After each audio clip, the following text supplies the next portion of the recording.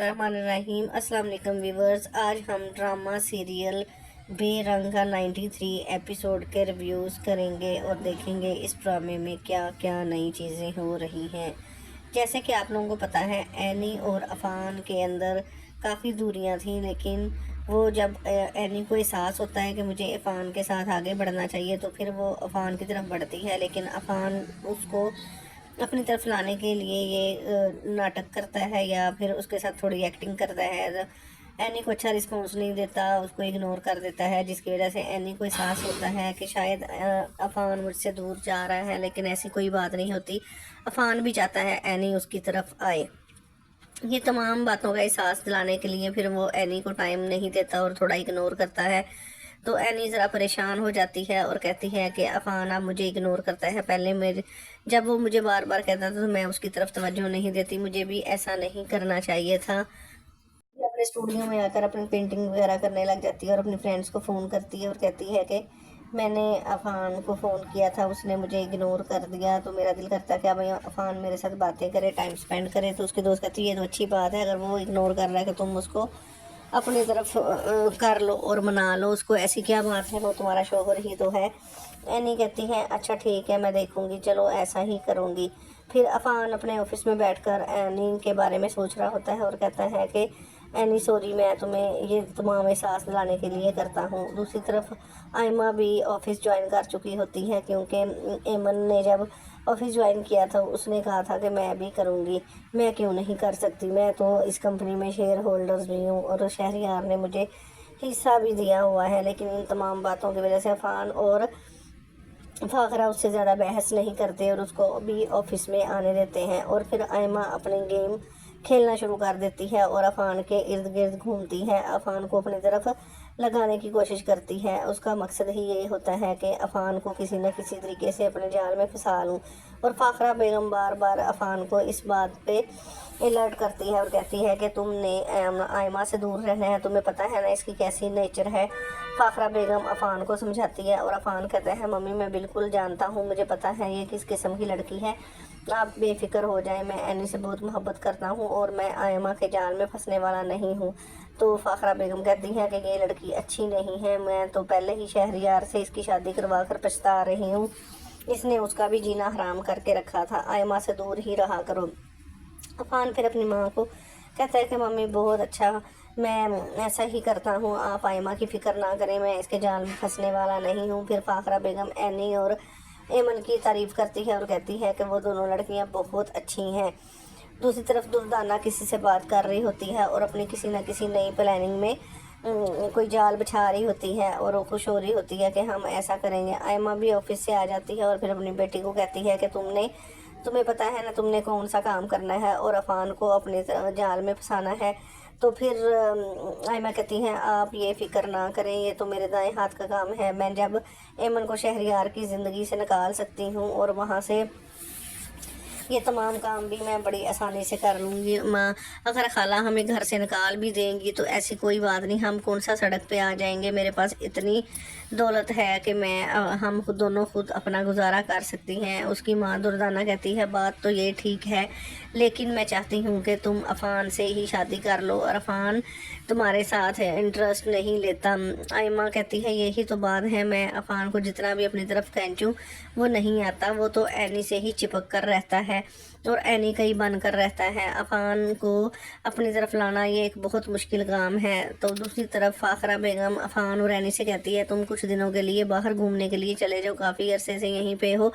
तो फिर आयमा को बात करने का मौका मिलता है। लो खाला आप कैसी बातें करती हैं, इतने छोटे से बच्चे को लेकर ये कैसे जा सकते हैं, तो बच्चों को लेकर हनीमून पे कौन जाता है। फिर दुर्दाना भी कहती है बिल्कुल ठीक कह रही है, उम्र का ख्याल कौन रखेगा। फाखरा बेगम कहती है कि मैं रखूँगी। फिर कहती है कि बाजी आप तो ऑफिस जाती हैं और बाद में नौकरों के हवाले करना है। तो फाखरा बेगम फिर गुस्से से कहती है क्यों तुम घर पे नहीं होती, तुम भी तो ख्याल रखोगी।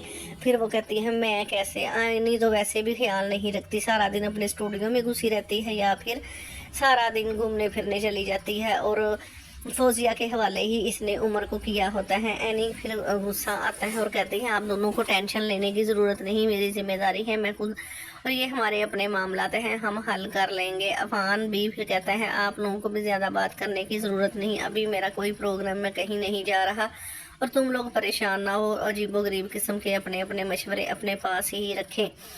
फिर वो एनी से कहता है कि एनी तुम्हें गुस्सा आया है, मैंने मना किया है, मैंने इसलिए किया है कि मैं ऑफिस में बहुत ज़्यादा बिजी होता हूँ जिसकी वजह से मुझे टाइम नहीं मिलता, तो तुम जानती हो ना। तो एनी कहती है हाँ मैं जानती हूँ, मुझे कोई बुरा नहीं लगा, अगर तुमको अच्छा नहीं लगता तो कोई बात नहीं।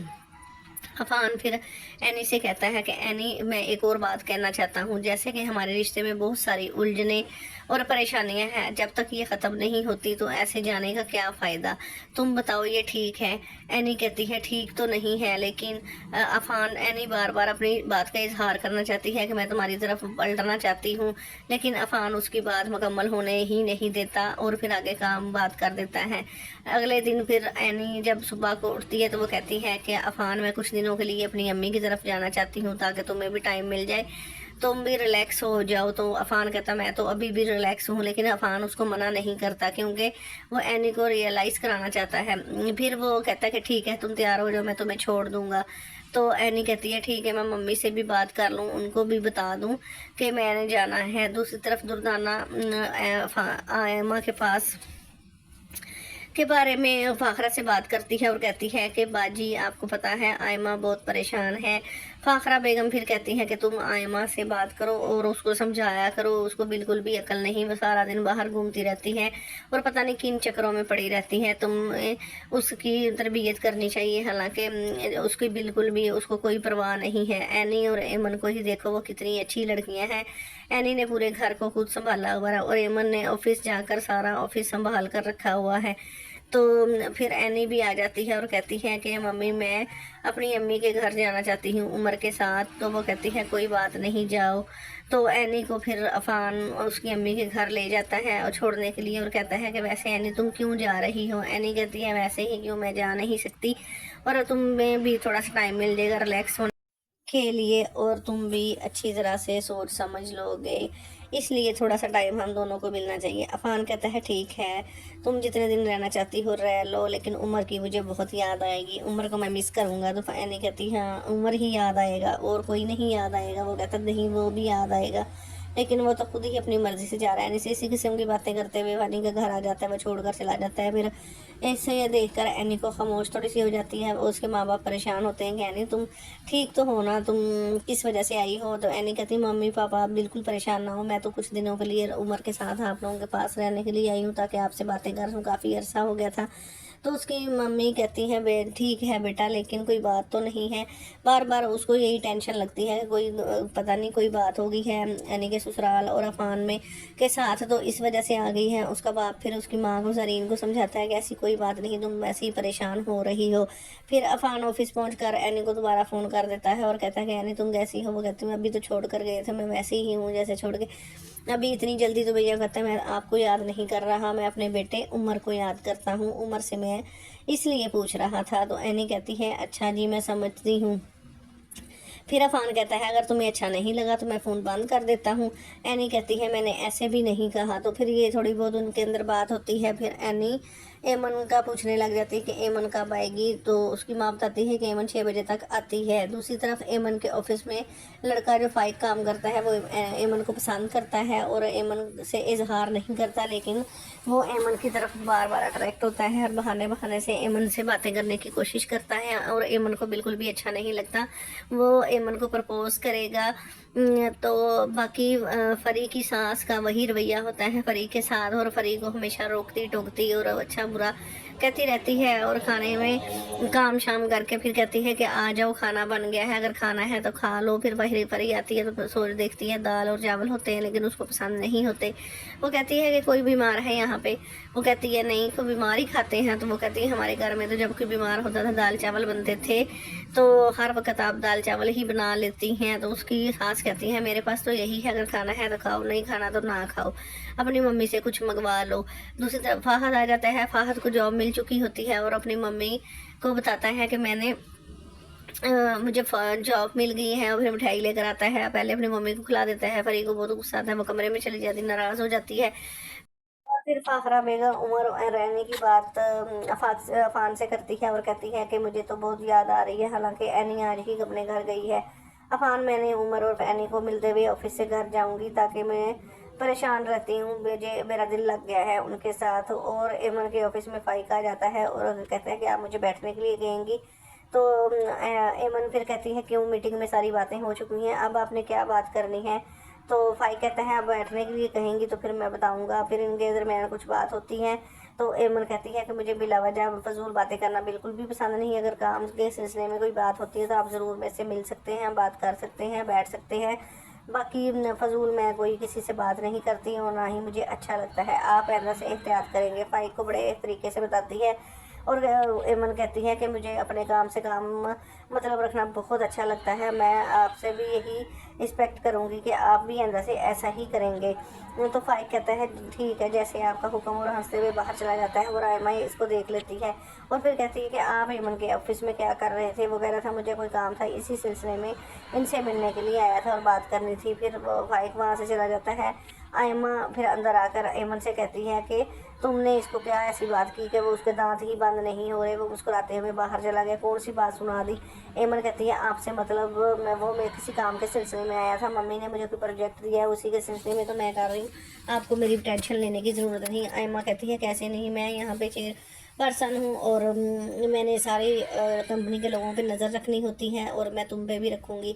फिर अपने दिल में कहती है कि तुम्हें कैसे नहीं, मैं इस ऑफिस से तुम्हें निकाल कर ही सांस लूँगी, मैंने तो तुम्हें शहरियार की ज़िंदगी से निकाल दिया था, अब ये ऑफिस तो क्या ही चीज़ है। फिर वो एमन कहती है कि मैं आपको मेरे बारे में टेंशन लेने की ज़रूरत नहीं है, मैं अपना ख्याल खुद रख सकती हूँ। तो आयमा फिर वहाँ से चली जाती है मुंह बनाकर, और दूसरी तरफ फहद और फरी के दरमियान खटपट शुरू हो जाती है। फरी का मूड ऑफ रहने लग जाता है और फिर फहद कहता है मुझे कोई टेंशन नहीं है, तुम्हें तो पहले ही पता था कि मेरे पास का घर भी छोटा है, नौकरी भी नहीं है, अब मैं क्या कर सकता हूँ, तुम्हें इसी के साथ गुजारा करना चाहिए। फिर फरी को एहसास हो जाता है और कहती है कि नहीं नहीं फहद, मैं ऐसी बात नहीं कर रही थी, तुम तो परेशान हो जाते हो और मुझे ऐसा कहना शुरू कर देते हो। आइंदा जानने के लिए मेरे साथ जुड़े रहें, मुझे सब्सक्राइब करें, लाइक करें।